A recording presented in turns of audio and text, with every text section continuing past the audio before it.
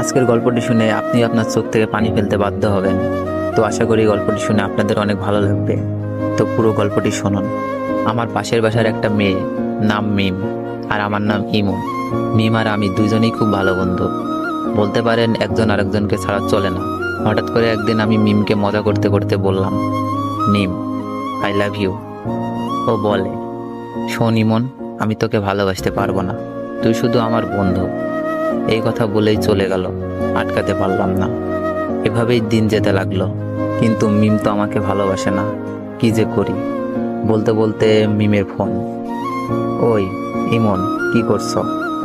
তোর কথাই ভাবছিলাম মিম। চুপ থাক, খাইছস? না, তুই খাইছস মিম? হ্যাঁ খাইছি। তুই এখনই খেয়ে নে, আর মাঠে তাড়াতাড়ি আয়। আচ্ছা, বলেই লাফাইতে লাগলাম। মিমের মনে হয়তো আমার জন্য ভালোবাসা জাগছে। তাড়াতাড়ি খেয়ে গেলাম, গিয়েই বললাম, কিরে মিম, হঠাৎ জরুরি তলব? সামনে আমাদের এক্সাম রে, খুব টেনশনে আছি। কোনো চিন্তা করিস না, ফেল করলে তোরে তো আমি বিয়া করবো, তারপর 2টা ক্রিকেট খেলার টিম বানাবো, তোর এক দল আমার এক দল। বলেই হাহা করে হাসি দিলাম। কিন্তু হাসি দেওয়ার পর যা ঘটলো তা আমি কেন আমার চোখও বিশ্বাস করতে পারলো না। এমনভাবে আমার গালে চড় মারলো যেন গাল দিয়ে ধোয়া বের হচ্ছে। চড়টা মেরেই মিম বলা শুরু করলো, তোকে বন্ধু করে জীবনে বড় ভুল করেছি, আজ থেকে আমাদের বন্ধুত্ব এখানেই শেষ। বলেই চলে গেল। আর আমার চোখ দিয়ে বৃষ্টির মতো পানি পড়ছে। কিছুই বুঝতে পারলাম না, খুব খারাপ লাগছে। শেষমেশ বন্ধুত্বটাও শেষ। কেমন জানি স্বপ্ন স্বপ্ন লাগছে, তাও কিছুই করার নেই। অশ্রু ভরা চোখ আর বুক ভরা কষ্ট নিয়ে বাসায় আসলাম। এসেই শুয়ে পড়লাম। বালিশটাও ভিজে গেছে। পুরনো স্মৃতিগুলো মনে পড়ছে। প্রতিদিন ওকে ফোন দিয়ে ঘুম পাড়ানো, ঘুম থেকে জাগাতাম। দিনে কমপক্ষে 100 বার ফোন আর মেসেজ তো আছেই। সব স্মৃতিগুলো মনে পড়ছে। আমাদের বন্ধুত্ব শেষ হলেও আমি ঠিক আগের মতোই ফোন দিতাম, মেসেজ দিতাম।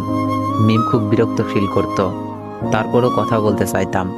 হঠাৎ একদিন দেখলাম মিম পার্কে বসে এক ছেলের সাথে হেসে হেসে কথা বলছে, যেন কলিজাটা ছিঁড়ে যাচ্ছে। তাই বাসায় এসে পড়লাম। বুকটা ব্যথা করছে, তাই ভাবলাম মিমকে একটা ফোন দিই। অনেকবার কল হওয়ার পর রিসিভ করলো। মিম, বুকে ব্যথা করতেছে। মিম বলল, ব্যথা করা ভালো, এখন আমাকে ডিস্টার্ব করবি না, পরশু আমার এক্সাম। আমি বললাম, আচ্ছা, নাপা খেলে ব্যথা যাবে? হ্যাঁ যাবে, এখন আর ফোন দিস না প্লিজ, কিছুই পড়া হয়নি। আমি বললাম, কয়টা খাবো? তোর যতটা খেতে মন চাই খা, প্লিজ ইমন, আর না। আমি এবার বললাম, লাস্ট একবার, ভালোবাসিস? মিম এবার বলল, ইমন, এইসব কথার কোনো মানেই হয় না, আমরা জাস্ট ফ্রেন্ড। তোর অনুরোধে কিন্তু দ্বিতীয়বার ফ্রেন্ড হয়েছি, তাই যা বলোস ভালো করে বুঝে বলিস। থ্যাঙ্কস মিম, রাখি। ওকে রাখ, আর ভবিষ্যতে এ যেন এমন কথা আর শুনি না। ওকে। ফোনটা কেটে দিলাম। একসময় মিম মেয়েটা সারাক্ষণ আমার খবর নিত, এখন আর নেয় না।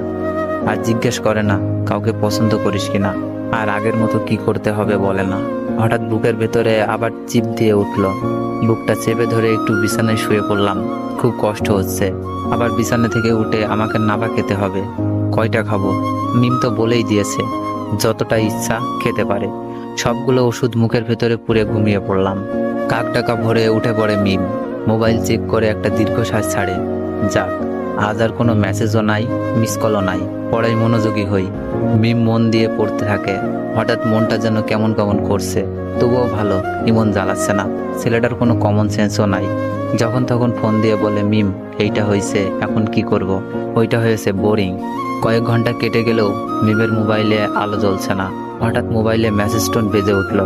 মিমের কাছে বোরিং হ্যাপি দুইটাই লাগলো। মেসেজ অন করেই হতাশ হয়। রবি সিম কোম্পানির SMS। রবি সিমকে কয়েকশো গালি দেয় সে।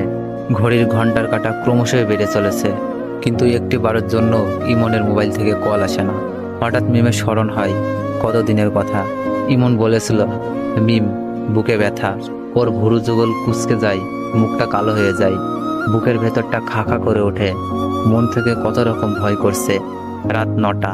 মিম একদম পড়তে পারছে না। বারবার ইমনের কথা মনে পড়ছে। ইমনের মেসেজ তো তার বোরিং লাগতো, কিন্তু সে কেন এখন ইমনের মেসেজ খুঁজতেছে? কিছুই না ভেবে ইমনের নাম্বারে ফোন দেয়। তো গল্পটির সেকেন্ড পার্ট চাইলে বেশি বেশি কমেন্ট করুন, আর ভিডিওটিতে